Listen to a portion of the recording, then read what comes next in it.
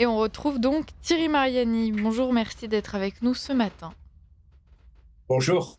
Alors ça y est, ce que je disais à Alexis Poulain, Emmanuel Macron et l'Union européenne ont remporté les élections roumaines. Est-ce que vous êtes content, Thierry Mariani, du résultat? Écoutez, je suis très triste, je vous dis la vérité. Je Bah oui. suis à, je suis à Bucarest où nous avons vécu les 2 derniers jours de campagne avec Virginie Joron auprès de Georges Simeone. Très déçu parce que d'abord, Georges Simeone est un ami, c'est quelqu'un qui a beaucoup de mérite, beaucoup de conviction. Bon, quand on voit un ami perdre, c'est toujours triste. Et puis, ça laisse, comme vous l'avez dit juste avant, un air de manipulation, enfin un goût très profond de manipulation. Pourquoi? Parce que les ingérences ont été multiples et prouvées. D'abord, première ingérence, si vous me le permettez, ingérence étrangère qui vaut 500 000 voix, c'est l'ingérence moldave. Un tout petit mot d'histoire, la Moldavie, c'est un bout de la Roumanie qui a été enlevé par Staline en 1945 pour faire la 15e République socialiste soviétique. Et comme l'URSS a explosé en 1991, la Moldavie est devenue un État indépendant. Mais soyons honnêtes, la moitié de la population est clairement de culture roumaine. D'ailleurs, c'est le roumain qui est la langue nationale. L'autre moitié est plutôt d'origine russe. Et les Roumains ont toujours rêvé de récupérer la Moldavie. Je ne voudrais pas faire trop de parallèles, mais c'est un peu leur Alsace-Lorraine. Et donc, qu'est-ce qu'ils font depuis des années? Ils donnent le passeport roumain à tous les citoyens moldaves qui le demandent. C'est-à-dire, il faut bien le réaliser, que la Moldavie n'est pas dans l'Union européenne, mais la plupart des Moldaves sont déjà dans l'Union européenne. Or, qu'est-ce qui s'est passé? Vous avez donc en Moldavie, on estime entre 40 et 60 de la population qui a la double nationalité moldave et roumaine. La présidente de Moldavie, j'ai bien dit la présidente de la République de Moldavie, est allée voter en tant qu'électeur roumain de l'étranger en appelant tous les Moldaves à voter pour l'élection présidentielle en Roumanie. Je prends un parallèle, c'est extrêmement dangereux imaginez qu'un pays étranger, allez au hasard, l'Algérie, explique que, eh bien, non seulement vous voyez les ministres aller voter à l'ambassade de France pour l'élection présidentielle et disent il faut voter pour tel et tel candidat à tous ceux qui sont binationaux dans le pays. Voilà. C'est un constat, c'est ce qui est arrivé en Moldavie et ça a déplacé, on estime, minimum, quand on regarde les résultats, 300 000 à 400 000 scrutins. C'est pas rien. Mais soyons honnêtes, c'est pas ce qui aurait permis de gagner. Et puis, il y a l'ingérence qui est plus qu'une ingérence, qui est une atteinte à la démocratie. Parce que, oui, déjà, il y avait les accusations de Georges Simeone qui disait que l'ambassadeur de France faisait des pressions. Est-ce que c'est admissible? Si c'est vrai, non.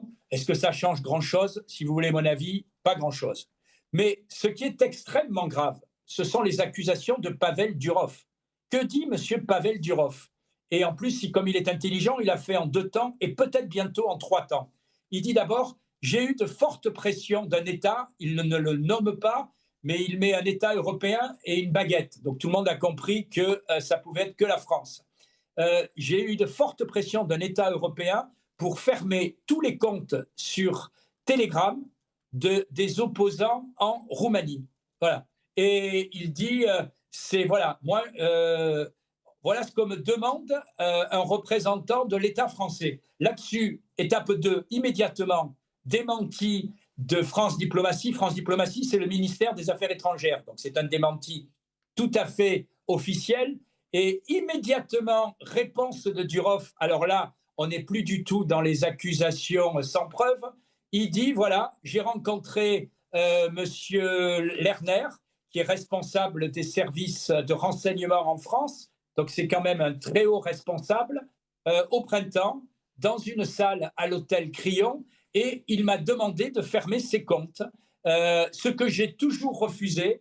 Et d'ailleurs, même en étant citoyen russe, je ne l'ai jamais fait en Russie, jamais fait au Bélarus et jamais fait en Iran. C'est-à-dire qu'on l'accuse d'être très proche du pouvoir russe. C'est une blague quand vous connaissez un peu la Russie, puisque comme lui-même le rappelle, il n'a jamais, excusez-moi, servi la soupe à Poutine en fermant les comptes de l'opposition. Donc c'est plutôt quelqu'un qui est attaché extrêmement à la liberté d'expression. Et donc là, on a quand même un vrai problème. Un représentant de l'État français, Bah oui. responsable du renseignement, qui saurait, je mets encore le conditionnel parce que j'attends la suite, qui saurait aller voir le responsable de Telegram pour lui dire fermer les comptes des opposants en Roumanie. Ça, ce n'est pas une ingérence, c'est bien pire. C'est une atteinte à la démocratie, c'est une atteinte à la liberté d'expression. Et j'avoue que j'en tremble parce que je me dis, s'ils osent faire ça en Roumanie, qu'est-ce qu'on va prendre dans 2 ans en France? Alors maintenant, j'attends un peu la suite. La suite, elle peut être comment? Elle peut être soit, par exemple, moi, je serais député français à cette heure-ci, je demanderai immédiatement la convocation d'une commission d'enquête ou au moins l'audition de la personne citée. Est-ce que c'est vrai? Est-ce que c'est faux? Est-ce qu'il dément? Et puis, je me méfie toujours. Vous savez, ça me rappelle la tactique du canard enchaîné qui dit toujours monsieur a fait ça, alors monsieur réagit, et puis ils en remettent une deuxième couche au mercredi d'après et une troisième couche.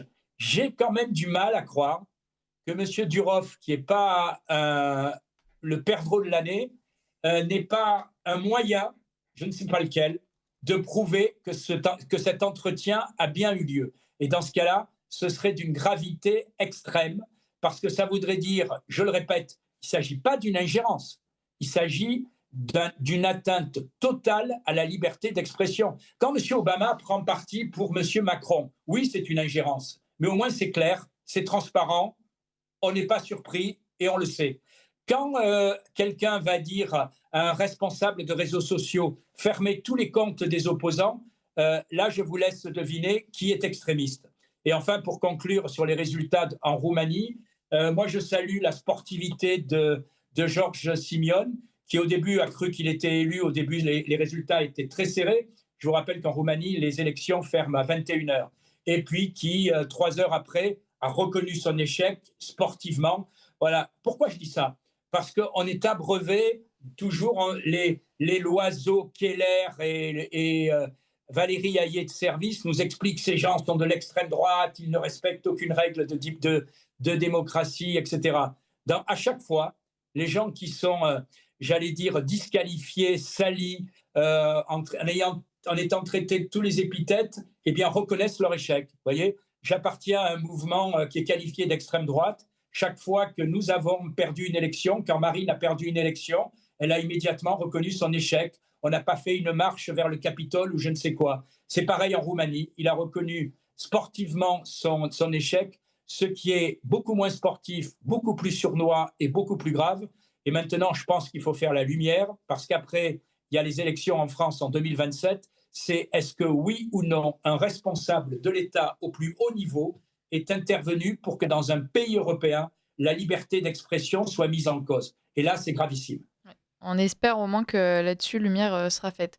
Thierry Mariani, on a encore quelques minutes pour parler de ces primaires aussi chez les Républicains, avec donc Bruno Retailleau qui peut profiter d'une victoire, je pense qu'on peut le dire, écrasante. Plus de 70% des Républicains ont voté pour lui. Oui, même s'il y a toujours un doute, c'était quand même le grand favori de cette élection. 3 quarts des bulletins pour lui, 1 quart pour Laurent Wauquiez. C'est un désaveu énorme pour Laurent Wauquiez. Est-ce qu'il restera président du groupe à l'Assemblée nationale? J'en sais rien. Ces gens-là passent leur temps à se dire gaullistes. Dans ce cas-là, en général, on démissionne. Mais je ne m'attends pas à ça de la part de Laurent Wauquiez. Non, je pense qu'aujourd'hui, eh bien, ça y est, les Républicains croient avoir leur candidat aux élections présidentielles. Après, c'est quand même assez paradoxal. C'est-à-dire qu'on est en train de nous expliquer que M. Retailleau serait le candidat idéal aux élections présidentielles, alors qu'il est en même temps ministre de Macron. Et qu'avec Gérald Darmanin, en réalité, ils font un concours d'annonces pour être le plus martial possible, le plus autoritaire possible, le plus volontaire possible. Mais les deux sont aussi impuissants que l'un que l'autre. Et ils le Puisqu'on disent parle souvent de Bruno. d'ailleurs. Après avoir fait Comment? après leurs effets d'annonce, ils le disent souvent. Ils disent bon bah oui, oui, c'est vrai, j'ai dit ça, mais là c'est pas ma faute, je pouvais pas, je ne peux pas, ce n'est pas à moi de décider, Mais dans ce ce n'est pas cas-là, moi qui qui peux démissionne? choisir. Ouais. Excusez-moi, moi j'en reste à Jean-Pierre Chevènement qui au moins avait des principes, même si je ne partageais pas ses idées.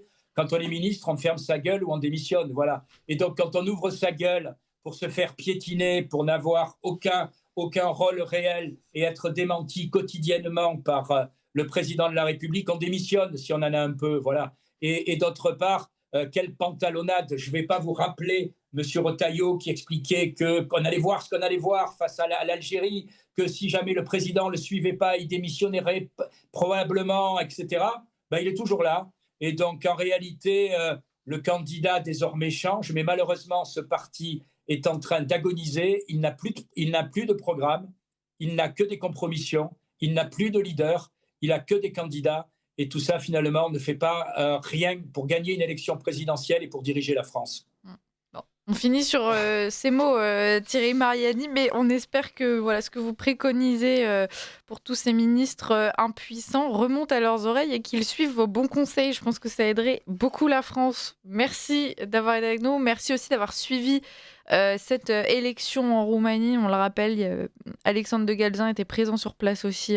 Il vous a Absolument. rencontré d'ailleurs, il a pu vous interroger. Donc tout ça sera retrouvé sur nos réseaux sociaux. On va suivre ce qui va se passer pour le peuple roumain dans les mois qui viennent. Et puis Thierry Mariani, on vous retrouve lundi prochain.